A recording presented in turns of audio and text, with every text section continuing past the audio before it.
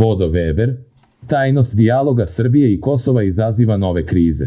Stručnjak za Balkan Bodo Weber ocenio je da je neotkrivanje detalja sa sastanaka zapadnih posrednika sa premijerom Kosova Albinom Kurtijem i predsjednikom Srbije Aleksandrom Vučićem signal da i dalje postoji blokada u procesu dijaloga, preneo je danas radio Slobodna Evropa. Prištinu i Beograd su u petak posetili specijalni izaslanik Evropske unije za dijalog Kosovo-Srbija Miroslav Lajčak u pratnji američkog izaslanika za Zapadni Balkan Gabriela Escobara, izaslanika Francuske Emanuela Bonea, izaslanika Nemačke Jensa Pletnera i savjetnika italijanske vlade Francesca Taloa.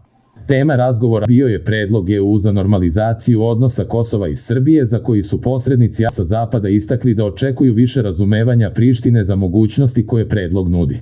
U međuvremenu u Beogradu su prema njihovim rečima primetili odgovoran pristup i spremnost na teške odluke. Weber, inače viši saradnik Saveta za politiku demokratizacije u Berlinu, ocenio je da problem u tim razgovorima to što se oni vode iza zatvorenih vrata, dok i dalje ima otpora u pokušaju da se napravi napredak u pogledu predloga EU ili takozvanog nemačko-francuskog predloga.